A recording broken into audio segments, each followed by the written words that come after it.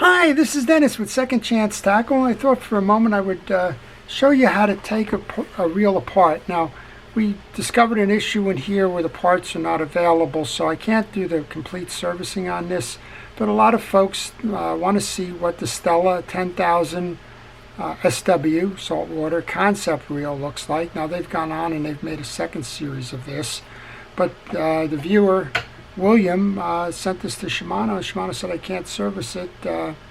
We don't have the parts available. Well, that's kind of a shame because this is quite a reel, and it's a shame that you can't get the parts and support. And I've tried some service parts providers to no avail. So I'd hate to think that it's stuck, but it may just be that it's stuck. Now, when this came in, it had a horrible grind to it. It still does, but let's give you the inside look of this reel. We'll show you how it comes together. We'll show you the technology behind it, and if that's something that you're thinking about purchasing, be aware that you may not be able to have parts availability for it. So I'm going to start by removing the spool and the exterior pieces, and as I do, I want to thank our first responders and essential personnel, all of our local hometown heroes, the folks that are keeping us safe during the pandemic, and the people that are keeping us trying to live life as normal as we can in that crush. So here's the spool. The spool has got a lot of drag washers and that mounted underneath. It's a rear drag, which is intended to keep the water and that out of the drag, out of the top spool. And we're not going to take that spool off, but I did want to show you how to take this reel apart. To release the handle, you're going to turn it in a clockwise fashion. That will take the handle out. And if you're just doing this for the first time, I suggest that you take pictures and that you stop along the way just to mark your progress. Now, you can go out and get the schematic on the web. It's available on a couple of different sites, including Mike's Reel Repair. And if you do go out on the web, that would be helpful to you in terms of seeing what this is going to look like in your mind's eye before you take it off. Now, one of the interesting things is if you look at this reel, you can't see the screws. So be careful when you do that. They do give you a port here where you can just remove that and just put some oil into the basic lower cavity that'll keep that worm gear and pawl lubricated. If you have one of these, I would recommend that you do that if it starts bogging down. Now, this reel was totally bogged down by the time I received it, and it had a broken anti-reverse spring, which you can't get, so that's a shame.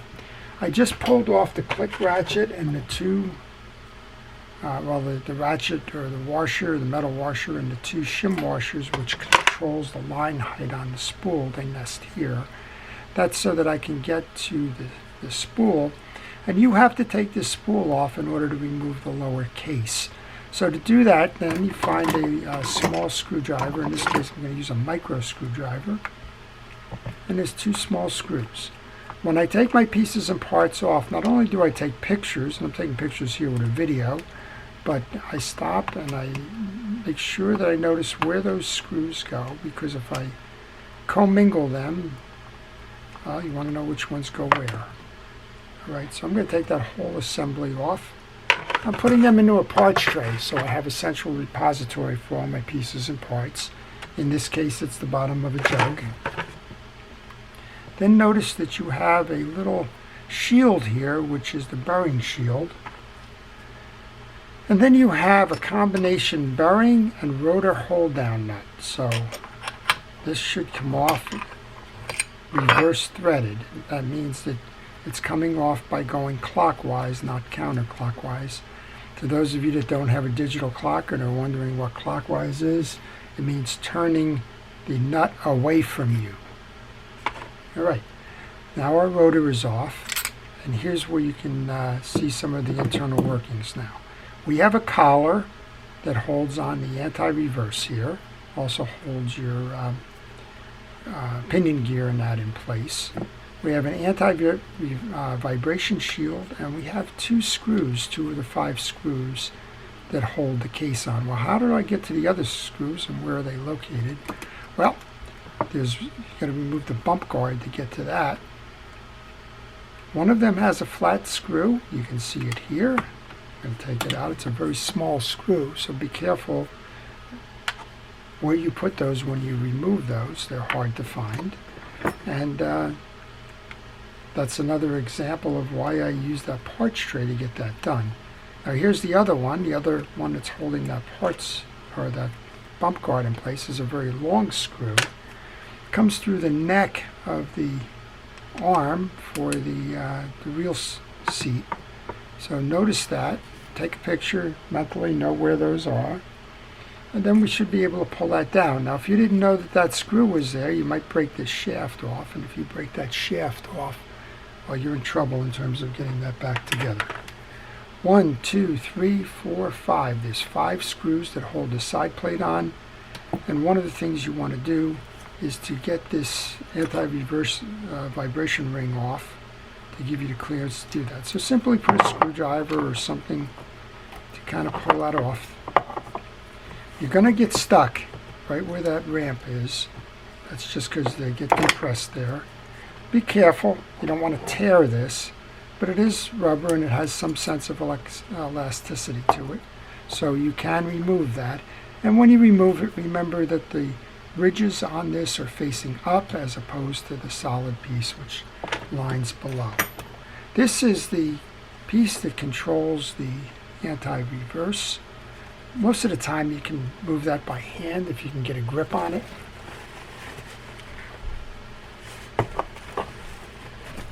It comes off in a traditional counterclockwise method. There's two inserts here. I suspect that you could probably use a snap ring pliers like this.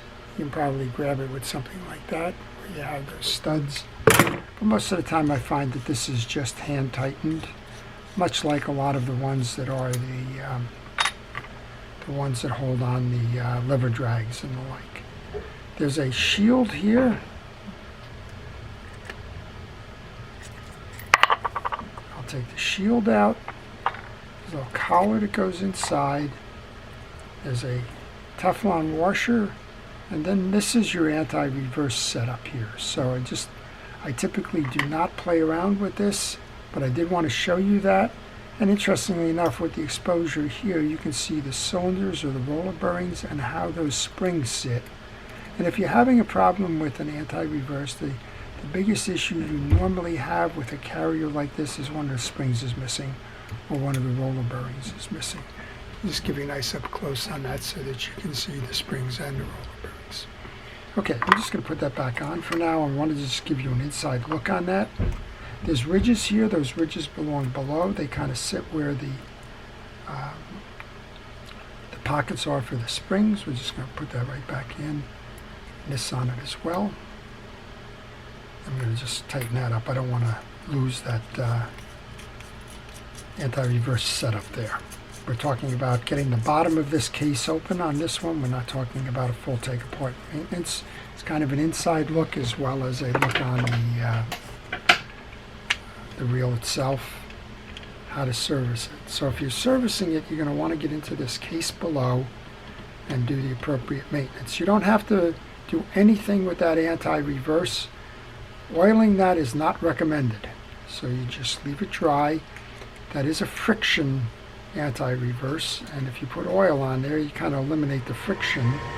Eliminating the friction, unfortunately, is going to cause that anti-reverse to skip. If you find it is skipping, that usually means it's dirt or it got over oiled. Then you're going to have to pull the collar from the central point of this.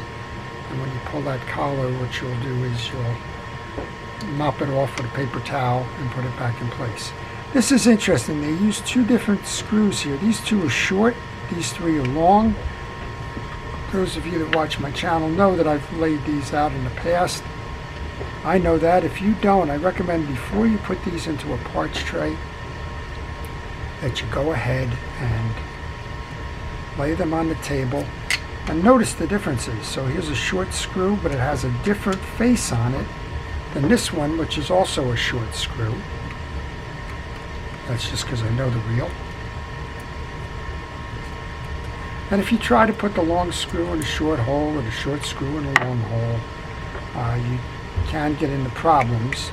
So please take a note of them. I think you can put a long screw in here, but it's going to interfere with the worm drive. So just pay attention as you take these off. And again, those two short screws have different heads on them, so you want to just note that. So we have 3 long screws, those are interchangeable. We have the 2 shorter screws, they have different heads. And they're going to go into my parts tray so that I don't knock them about on my bench. This is enough now to remove the case. Sometimes the Shimano case is interesting that you take the screws off from this side and the case actually comes off here. That's not the situation with this one. This one is going to pull this way. But before you do, you have that little seal. So let's get that seal off. That's a hard, firm piece of plastic as a seal. It's not symmetrical, so you don't have to worry too much. And then generally, I like to use a little blade as a lever just to kind of start the case. These things are packed pretty tight. So inserting a little lever here generally will give you enough that you can free the case. And you don't want to be aggressive with this. Just a little bit of a turning will help get that loosened up.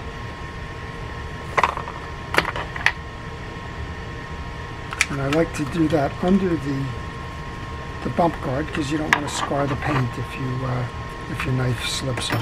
Okay, we have it now where it's going to be removed. Comes out like that. One of the things to note is that you have a plastic seal. I'm going to say it's for waterproofing here, and you also have a little plastic arm here that if you don't pay attention to, they're going to wind up on your bench and you're going to wonder where they go. So there's one up top, both sides of that. And then we did our best to kind of grease this one up and the like. So I just want to show you the basic mechanics behind this reel before we finish this video. So that's how you take it apart. You want to make sure that you're clean on your worm drive gear, your pinion gear. You have a pawl under here. To get to that pawl, which is going to ride in the crevices of the worm drive, you're going to want to remove this piece here. That piece will enable you to work that free. So that's the inside look at that. The gearing itself is a nice gear, and it's well machined. You have a ball bearing and shim washers on this side. And I just want to try this little piece here.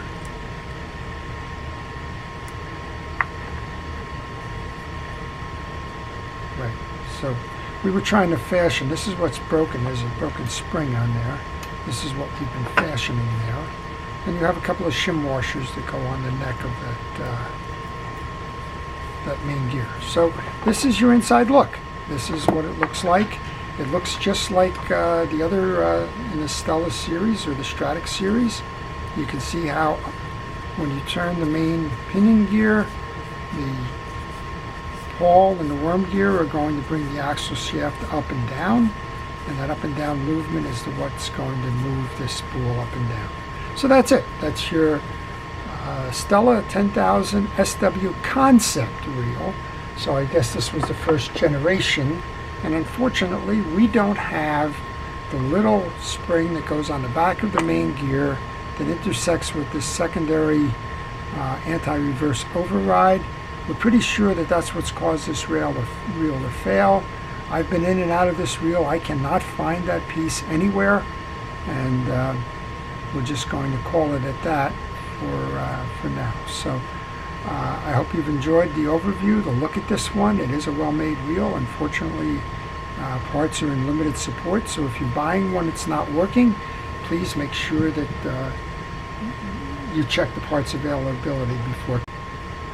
So this is Dennis with Second Chance Tackle. If you like what you're seeing, please subscribe, and if you subscribe and want to see more about how reels work, how to take them apart, how to repair them, tips and so on, please hit the subscription and then hit the notification button so that you see all the ones that I post. And If you have a question, please leave it in the comments section, because I do try to respond to the questions via emails and the comments. So that's the best way to contact or reach me. I know some folks try to call me, but I'm busy in the shop, and those calls often go unreturned for a couple of days. So best way is to contact through email on the business card that follows. And if you have a reel that needs to be repaired, well, leave that in the contact me by the email, again on the business card that follows, and I'll give you the repair information. So this is Dennis with Second Chance Tackle. Please stay safe, stay well, and stay fishing. Have a great day.